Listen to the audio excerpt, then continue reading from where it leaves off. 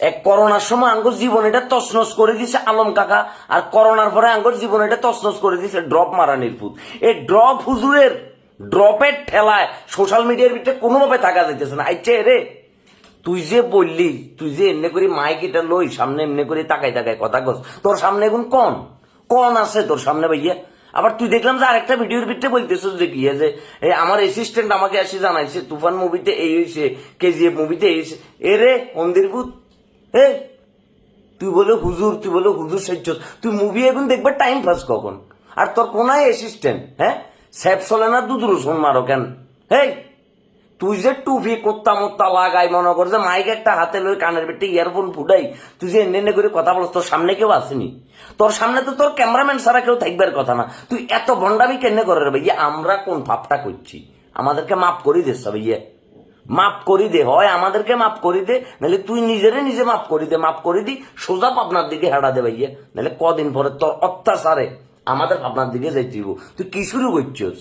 হ্যাঁ তোর লজ্জা করে না? মাথার ভিতরে টুপি লাগাই, দাড়ি রাখি, সুন্নতি ব্যাস ধরি, তুই একটা ভণ্ডামি যে বাজারের ভিতরে সারা শুরু করছিস, তোর কি ন্যূনতম লজ্জা নাই? তুই নিজের রুমের ভিতরে ক্যামেরাম্যান ভাড়া করি, তারপরে সে পিছন দিয়ে পর্দা টাঙ্গাই, তুই এনে করে যে মানুষের বয়ানে গুন দেওয়ারে যে নোরা ভাতের মতো নাচ দন যাইতো না, তারপরে সে ক্যাটরিনা কাফের মতো নাচ দন যাইতো না, মেয়েরা ছেলে গান গাইতে পারবো, এত মোটিভেশন কোনায় ভাস তুই? রে এ ড্রপ মারানির হুত, তোর দুঃখে কি আমরা কোনায় যাবো এখন? আমরা তো অশান্তিতে আঙ্গুর জীবন এটা আংরা আংরা আংরা হয়ে গেছে বই। সোশ্যাল মিডিয়াটা খুললে খেললে তোর ভিডিও, সোশ্যাল মিডিয়াটা খুললে আজ যেমন না হলে 100 জন আরে তোর ভিডিওগুলোর ভিতরে মেনশন দিচ্ছে। এক আলম কাকার যন্ত্রণায় পাগল হয়ে গেছিল দেশের মানুষ, মোটামুটি পাগলের পর্যায়ে। এখন তুই শুরু করছিস তোর যন্ত্রণায় মানুষ, মানে ভাইয়া তুই যদি ভিডিওটা দেখি দেখোস মানে এই ভিডিওটা একখান আল্লাহর রাস্তে শেয়ার করবো না, শেয়ার করি হেতের অব্দি পৌঁছা যে ভাইয়া তুই যেগুন করতেছস যুব সমাজকে মোটিভেট করা তো দূরের কথা, উল্টা যুব সমাজকে খেপাই দিতেছো, তাদের মেজাজ খারাপ হয়ে যাইতেছে। আর তোমাকে সামনে পাইলে ভাইয়া তোমাকে এমন বাটান দিব ভাইয়া, তোমার কিসমিস গোড়া এগুন আছে না, হ্যাঁ এগুন জামাল গোড়ার লগে ফিসি জুস বানাই তোমার গোড়া তোমারে খাবাই দিব ভাইয়া।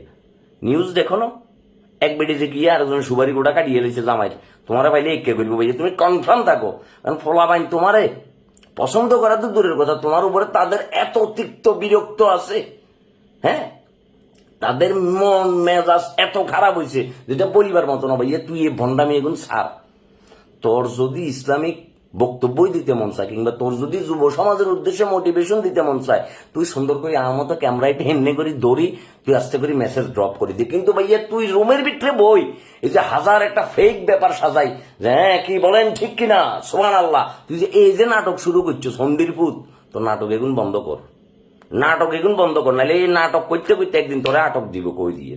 সেদিন কিন্তু কাকা বাসন নাই, ডুমুর হাতা দি ফস্টার দেশের ভিতরে ডাইরেক্ট ডলি মনে করে তো ঘষি এগুন সমান করিয়ে লাগবো কেন কই দিয়ে।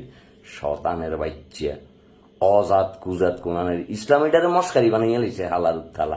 শেয়ার মারি এই হন্দির ভূতের কাছে ভিডিওটা ফাটাই দেবো না, ডাইরেক্ট বান্দির এক লাইন লেখো ড্রপ মারানির ভূতকে নি।